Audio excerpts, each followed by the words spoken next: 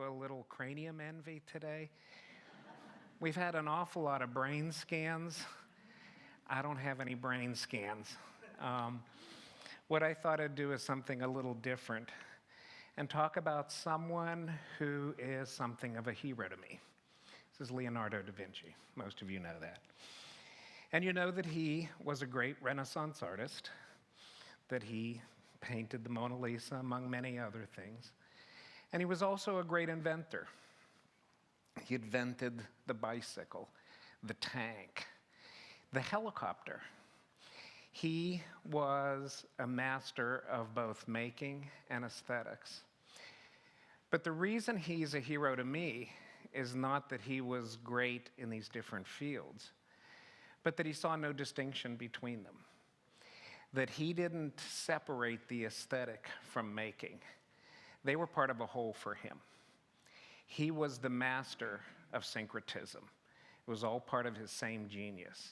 And he thought it was natural to the human condition to imagine, to design, to craft. But what does this have to do with education? Because we, in the educational system, have gone somewhat in the opposite direction of the way Da Vinci saw the world. Not so much in higher education, where we see an integration of disciplines, but in high school. Our high school system, the public school system, has separated disciplines and segregated students into the academic and the vocational. And academic students are on their way to college. Vocational students are on their way to work. Now, this dichotomy may have worked fine for 2 centuries when there were an abundance of low-skill factory jobs like this, where students could pursue a livable wage and a meaningful life directly out of high school.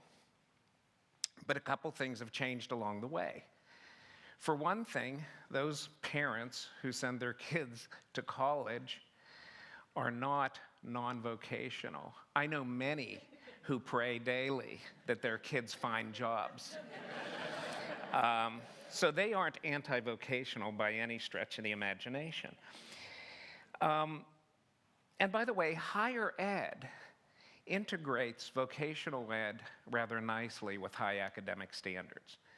We have vocational schools like engineering, law, medicine, that are never seen as somewhat distinct from the pursuit of high academic standards. But a couple things have changed in the world. This is no longer the factory of the 21st century. This is the factory of the 21st century. So vocational education has to be about advanced education. It is about post-secondary education. It is about high technology, because the manufacturing setting of today and moving forward is highly skilled and calls for post-secondary education. There is no such thing as not college. So when I hear people say not everyone is destined for college, I get a little bit of a shiver, because it sends the wrong message. The message is pursue what you need to pursue, but know that some level of college is going to be necessary. So while this is happening in the workplace, and we see factories like this growing rapidly in our own area and across the country, the public education system has not quite caught up. We still have academic schools and we have vocational schools, and they're segregated. Vocational students will spend half of a day in their home school with their college-bound colleagues and friends, and then they get on a bus and go to a special school. Anytime you take a cohort of students, put them on a bus, and send them to a separate school, you've created a stigmatized, segregated education system. Now, separate but equal didn't work in the South before Brown versus the Board of Ed. It doesn't work now in academic and vocational.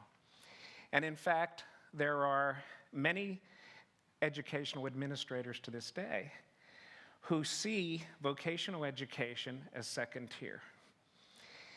Funding isn't the same as it is for academics. Rigor isn't the same as it is for academics. And I've encountered superintendents, some quite recently, one in particular who said, why would we ever raise the rigor of technical education? If we did that, we wouldn't have a place to send the kids that nobody wants in school.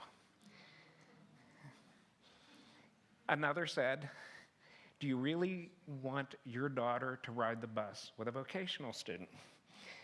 So there are students that some teachers don't want in their schools.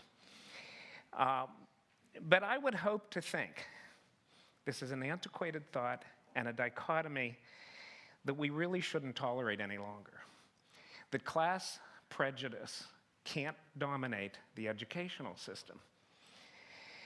And in fact, there are signs of hope, and we see it subtly in some, and not so subtle ways, in some of the movements in the public education system.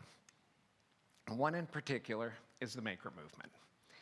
Now, this is seen as an innovation in learning where young children can reintegrate design, aesthetics, digital learning, and making out of all manner of materials, wood, fabric, nails, and it's making manufacturing cool again.